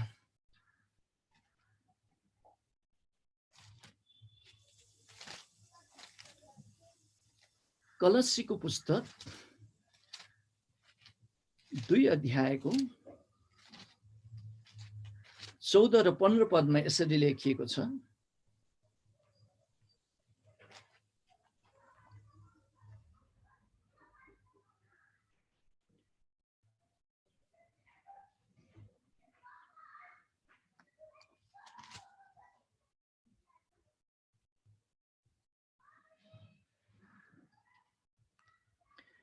र हाम्रो विरुद्धमा रहेको तमसुक र त्यसका सबै कानुनी दाबीहरूलाई क्रुसमा किल्ला ठोकी रद्द गरिदिनु भयो। उहाँले प्रधानताहरू र शक्तिहरूलाई निशस्त्र पारी ती सबैमाथि क्रुसमा विजय प्राप्त गर्नुभयो र तिनलाई खुल्लम खुल्ला तमासा बनाइसक्नु भयो। र दुष्ट आत्मालाई त प्रभुले खुल्लम खुल्ला तमासा बनाइसक्नु भयो र तपाईलाई विजय भन्दा पनि महाविजय गराइसक्नु भएको छ। र पहिलो यूहन्नाको पुस्तक 4 को 4 मा भने जस्तो संसारमा भएको जो दुष्ट आत्मा जो छ त्यो भन्दा तपाई भित्र बस्नुहुने परमेश्वर महान हुनुहुन्छ, शक्तिशाली हुनुहुन्छ। र ती सबै अन्धकारको शक्तिको यो वादीको सारा आक्रमणलाई तपाईले नियन्त्रणमा लिन सक्नुहुन्छ, बसमा लिन सक्नुहुन्छ र त्यसलाई तपाईले पैतालामा नि कुल्चन सक्नुहुन्छ। कारण प्रभु येशूले क्रुसमा त्यसको शिर कुल्चिसक्नु भएको छ। त्यसले गर्दाखेरि जब जब तपाईँ प्रार्थना गर्नुहुन्छ, प्रार्थना गर्नुहुँदाखेरि तपाईँले एउटा हारेको मान्छे जस्तो, एउटा एकदमै टुरा टुरी बालबच्चाहरूले चाहिँ दयाको कुराहरू भने जस्तो प्रकारले त्यो प्रकारको प्रार्थना नभएर तपाईँले चाहिँ मलाई प्रभुले उहाँको नाउँमा हक अधिकार दिइसक्नु भएको छ, त्यसले गर्दाखेरि म विजयभन्दा पनि महाविजय भइसकेको छु र यो तेस्रो व्यक्तिलाई म बाँध्दछु भनेर चाहिँ निडरपूर्वक तपाईँले प्रार्थनामा दुष्ट आत्मालाई बाँधिकन अरू आशिषहरू तपाईँले आफू, आफ्नो परिवारमा र आफ्नो व्यवसायमा यानि सबै कुराहरूमा खुलाउनु पर्ने हुन्छ। र मलाई लाग्छ तपाईँहरूलाई आजको वचन जो मैले लुकाको पुस्तक 18 अध्यायबाट दिएँ, योबाट केही कुराहरू सिक्नु भएको छ र प्रार्थनाको जीवनमा केही सहायता भएको छ भनेर म विश्वास गर्दछु। धन्यवाद। जय मसीह। र पास्टर भाइ, गुरुआमा बहिनी लगायत अरू मण्डली परिवार सबैलाई पनि धन्यवाद एकपल्ट फेरि भन्दछु, तपाईँहरूले यो मौका दिनुभएको लागि। धन्यवाद। जय मसीह। गुरुआलाई धेरै धेरै धेरै धन्यवाद। अनि आज हामीले पक्कै पनि यस वचनबाट आशिष पाएका छौँ, हामी सबै आशिषित भएका छौँ। वास्तवमै हामीले धेरै कुरा छुटाउन सक्ने रहेछौँ प्रार्थना गर्दा। अनि हुनु पनि हो, हामीले धेरैचोटि परमेश्वरले भनेको कुरा एकातिर छ, हामी एकातिर प्रार्थना गर्छौँ। अनि जसको कारणले जति प्रार्थना गरे पनि सुनिएन, किन सुन्नु भएन भने जस्तो लाग्छ। जुन अधिकार परमेश्वरले हामीलाई दिनुभएको छ त्यो अधिकारलाई प्रयोग गर्न सट्टामा परमेश्वरलाई नै गर्नु भनिरहेको अवस्था भएको कारणले नै प्रार्थनामा चाहिँ ती कुराहरू नै छुटेको रहेछ र हाम्रो प्रार्थना प्रभावकारी नभएको कुरा आज हामीले थाहा पाएका छौँ। परमेश्वरलाई धेरै धेरै धन्यवाद। अनि विशेष हाम्रो आदरणीय गुरुबा पास्टर टेक गुरुबालाई हामी सबैजनाले जोरदार ताली बजाएर धन्यवाद दिउँ। धन्यवाद गुरुबा असल वचनको लागि। फेरि हामी यस्तै प्रभावशाली वचनहरूबाट उहाँद्वारा सुन्न पाऊँ भनेर यही अनुनय विनय छ। उहाँहरूले हामीलाई आज यो व्यस्तताको बावजुद पनि यो समय दिनुभएको लागि धेरै धेरै धन्यवाद भन्न चाहन्छौँ। अब हामी आज प्रभु भोजको हप्ता पनि भएको कारणले गर्दा हामी सबैजना अब एकछिन प्रभु भोजको लागि हामी तयारी हुनेछौँ। फेरि पनि सधैँ चाहिँ परमेश्वरको वचनले भनेको जस्तै हामी यूहन्नाको पुस्तक 6 अध्याय हेर्ने गर्छौँ धेरैचोटि। त्यहाँ यो रोटी र कचौराको विषयमा येशूले भन्नुभएका कुराहरू हामीले सम्झना गरौँ। फेरि पनि जहाँ उहाँले भन्नुभयो, म त्यो रोटी हुँ जुन रोटी खाने फेरि कहिल्यै पनि भोकाउने छैन। त्यो स्वर्गबाट ओर्ली आउने रोटी चाहिँ त्यही हो, जसले यो खान्छ त्यो मर्ने पनि छैन भनेर उहाँले 6 अध्यायको 50 पदमा येशूले भन्नुभएको छ।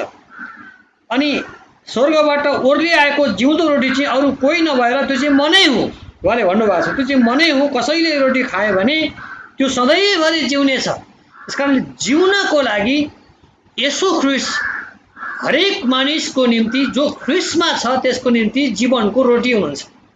जिउनको लागि रोटी हुनुहुन्छ, त्यो जीवनको रोटी येशू नै हुनुहुन्छ।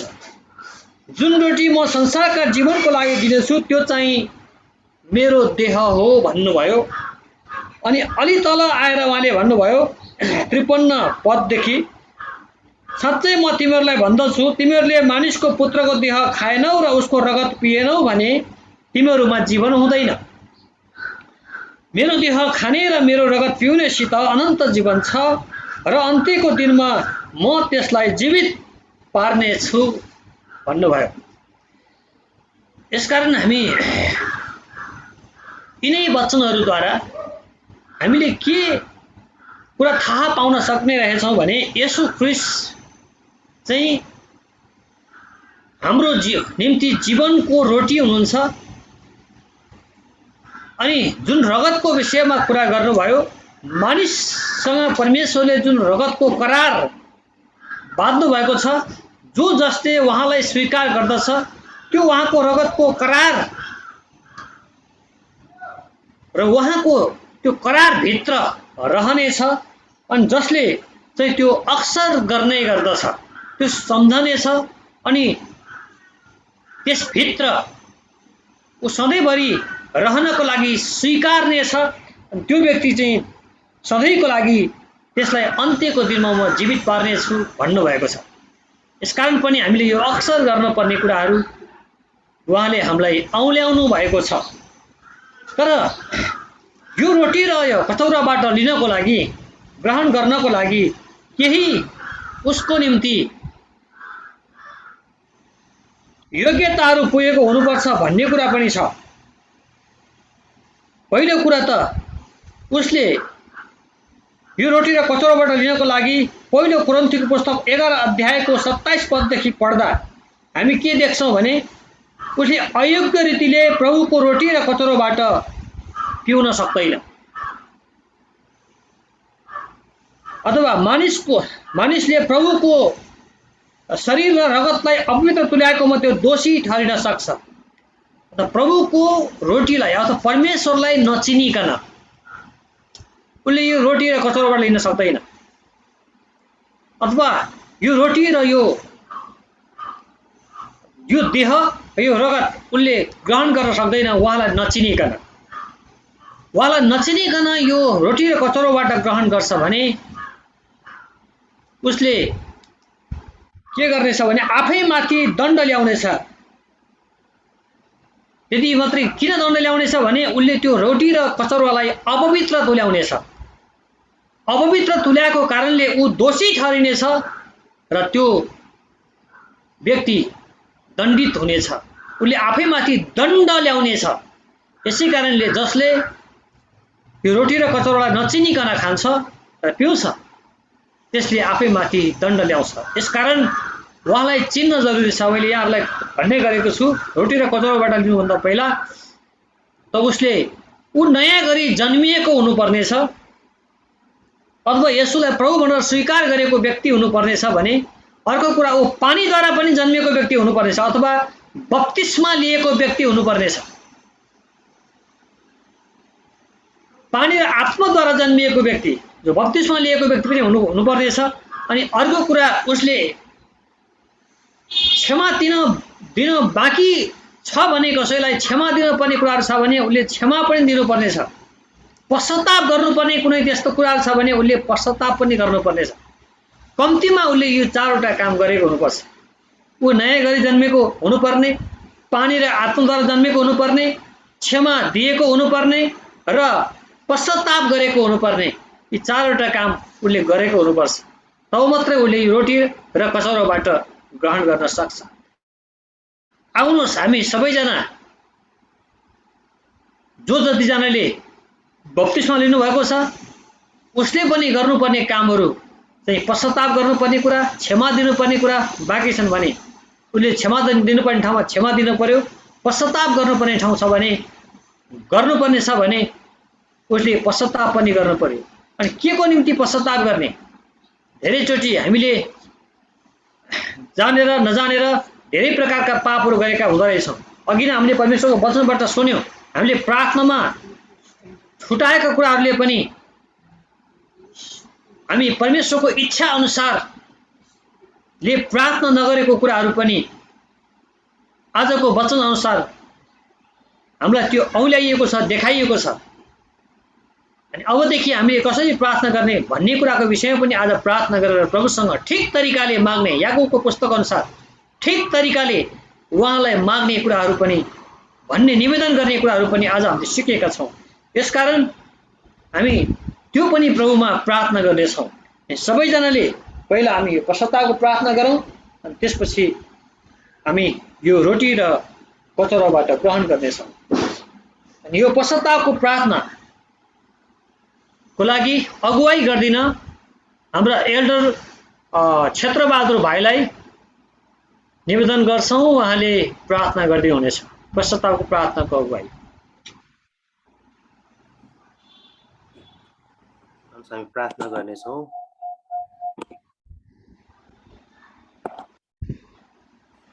महान परमेश्वर तपाईँ जीवित प्रभुलाई फेरि पनि हामी यो समय धन्यवाद चढाउँदछौँ। तपाईँ प्रभुको अनुग्रहद्वारा आजको यो विश्राम दिन हामीलाई तपाईँ प्रभुले दिनुभएको छ र यसरी तपाईँ प्रभुको वचनबाट हामीले आज जे कुराहरू सुनेका छौँ अनि सिकेका छौँ प्रभु, अनि हाम्रो व्यवहारिक जीवनमा यसलाई उतार्नको निम्ति तपाईँ प्रभुले हामीलाई सहायता गर्नुभएको होस् र साथै हामी यो समय तपाईँसँग प्रार्थना गर्दछौँ, तपाईँ प्रभुको चरणमा आउँदछौँ अनि आफ्ना शिरहरू झुकाई हामीले गरेका सबै अधर्महरूको निम्ति, हामीले गरेका सबै पापहरूको निम्ति, हामीले हेर्दा बोल्दा सुन्दा सोच्दा विचार्दा हामीले गरेका सबै अधर्महरूको निम्ति तपाईँ प्रभु सामु क्षमा माग्दछौँ प्रभु। हाम्रो यिनै प्रार्थना छ तपाईँ प्रभुले आफ्नो रगतद्वारा हामी प्रत्येकलाई धुनु होस् र शुद्ध गर्नुभएको होस् र तपाईँ प्रभुको इच्छा अनुसारको भाँडो हामी प्रत्येकलाई बनाउनु भएको होस् भन्दै बिन्ती प्रार्थना धन्यवाद चढाउँदछौँ। आमेन। धन्यवाद। अब त्यसरी नै यहाँ प्रभुबाट मैले जे पाएँ सो तिमीहरूलाई सुम्पिदिएँ, अर्थात् जुन रात उहाँ पक्राउ पर्नुभयो त्यो रात प्रभु येशूले रोटी लिनुभयो अनि भाँच्नुभयो र भन्नुभयो तिमीहरूको निम्ति यो मेरो शरीर हो, यो सब मेरो सम्झनाको निम्ति अक्सर गर। त्यसै गरी उहाँले कचौरा लिएर भन्नुभयो जहिले जहिले तिमीहरू यो पिउँछौ यो मेरो रगतमा भएको नयाँ करार हो, जहिले जहिले तिमीहरू यो पिउँछौ मेरो सम्झनामा यो अक्सर गर्ने गर।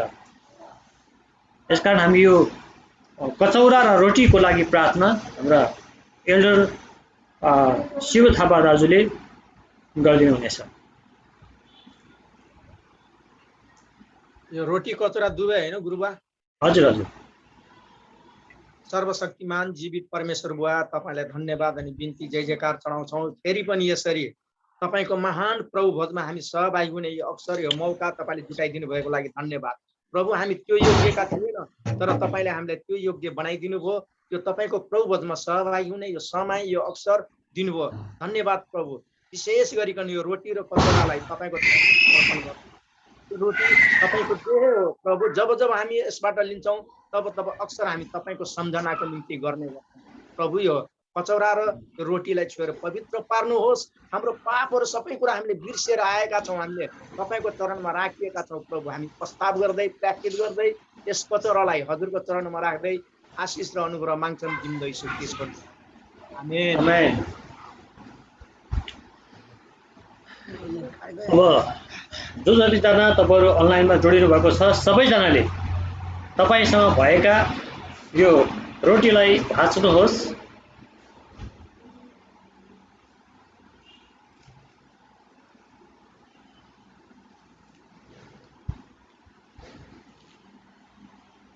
अनि सबैले प्रार्थना गर्नुभएको कारणले अब प्रार्थना गरिसक्नु भएको छ अनि सबैले यो रोटीबाट ग्रहण गर्नुहोस् र कचौराबाट ग्रहण गर्नुहोस्।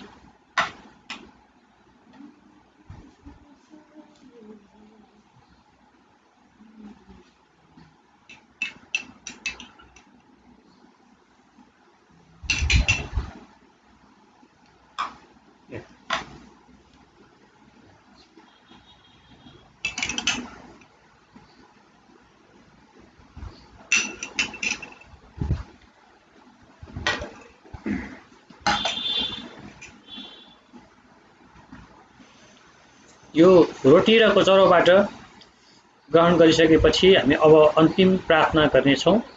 सबैजना प्रार्थनामा बसौँ। प्रभु हामी तपाईलाई फेरि पनि धन्यवाद दिन्छौँ तपाईको यो प्रेमको निम्ति, दयाको निम्ति, कृपाको निम्ति धन्यवाद प्रभु। तपाईँ परमेश्वरले आज आफ्नो दासद्वारा हाम्रो बीचमा यो प्रभावकारी शक्तिशाली वचनबाट बोल्नुभयो, धन्यवाद दिन्छौँ प्रभु। हामी सबैजना आज आशिषित भएका छौँ अनि हामीलाई मार्गदर्शन मिलेको छ अनि हामी कहाँ कहाँ चुक्न सक्ने रहेछौँ भन्ने कुरा पनि थाहा भएको छ। अनि सर्वशक्तिमान प्रभु तपाईले आफ्नो दासद्वारा जे कुरा हाम्रो बीचमा ल्याउनु भयो, धन्यवाद। उहाँको सेवकाई अझै वृद्धि र अझै धेरै प्रभावकारी रूपमा नेपाल अधिराज्य व्यापी र त्योभन्दा पनि बाहिर प्रभुले आफ्नो दासद्वारा यी सेवकाईहरू लैजानु भएको होस् भनी प्रार्थना गर्दै तपाईँको शरणमा निवेदन गर्छ प्रभु। अनि साथै यस कोइनोनिया विरोध मण्डलीका सम्पूर्ण विश्वासी परिवारहरूको घरमा कुनै पनि किसिमका दुःख कष्ट रोग बिमार अनि अभाव कुनै पनि कुराहरूले त्यहाँ आक्रमण गर्न नसकोस् भनेर ती सबै कुरालाई तपाईँ ख्रिस्ट येशूको नाउँमा बान्दछौँ प्रभु येशू। यतिखेर शङ्काका कुराहरू डरका कुराहरूले आक्रमण गर्न सक्ने रहेछ अनि यी कुरालाई पनि तपाईँ येशूको नाउँमा नियन्त्रणमा लिँदछौँ र प्रभु परमेश्वर तपाईँले आफ्ना लोकहरूलाई यी सबै कुरामाथि जुन विजय दिनुभएको छ ढाडस गर मैले संसारलाई जितेको छु तपाईँ प्रभु भन्नुहुन्छ प्रभु। तपाईँले मृत्युमाथि विजय दिनुभयो हो प्रभु। संसारका सबै खालका फिक्रीहरूमाथि पनि विजय दिनुभयो र परमेश्वर तपाईँ हाम्रो सहायताको चट्टान अनि हामीहरूका सबै मनका पीर र भारीहरू बिसाउने चौतारी बनिदिनु भयो। धन्यवाद प्रभु। तपाईँ परमेश्वर कहाँ गरिएका यी निवेदन पुकार सबै ग्रहण योग्य हुन्। धन्यवाद छ फेरि पनि परमेश्वर बुवा तपाईँका लोकहरूको सुरक्षाको निम्ति अनि उच्च मनोबल राखेर प्रभु सबै खालका कुराहरूलाई पराजित गर्न सक्ने उनीहरूसँग त्यो मनोबल प्रशस्त रूपमा आउन सकुन् भनेर पनि प्रार्थना गर्दै एकलाई तपाईँ कहाँ सुम्पन्छौँ र आजका वचनहरू प्रभु आज उपस्थित हुन नसक्नु भएकाहरूसँग फोनमा अरू समयमा हो प्रभु चर्चा गर्न सकौँ सबैलाई त्यसको लागि उत्साहित गरिदिनु भएको होस् भनेर पनि प्रार्थना गर्दै अब हामी आफ्नो आफ्नो ठाउँमा यिनै वचनहरूलाई स्वीकार गर्दै प्रभु एकअर्कामा चर्चा गर्ने यसलाई पालन गर्ने अभ्यास गर्ने गरी प्रभुमा आफैलाई सुम्पन्छौँ र सबैमा माथि आशीर्वाद र सहायता माग्छौँ र परमेश्वर पिता तपाईँको अनुग्रह तपाईँको कृपा आफ्ना लोकमाथि जसरी सधैँभरि प्रभुले राख्नु भएको छ त्यसै गरी प्रभु तपाईँको वचनअनुसार हामी प्रत्येकसँग होस्। अब परमेश्वर पिता तपाईँको प्रेम प्रभु येशू तपाईँको अनुग्रह र पवित्र आत्मा तपाईँको शान्ति र संगति हे प्रभु येशू तपाईँको दोस्रो आगमन नहुन्जेलसम्म तपाईँको वचन पालन गर्ने तपाईँको इच्छा अनुसारले जीवन जिउने हरेक माथि सदा अनि सर्वदा बनिरहन्। सबैले भनौँ आमेन। जय मसीह। जय मसीह। जय मसीह।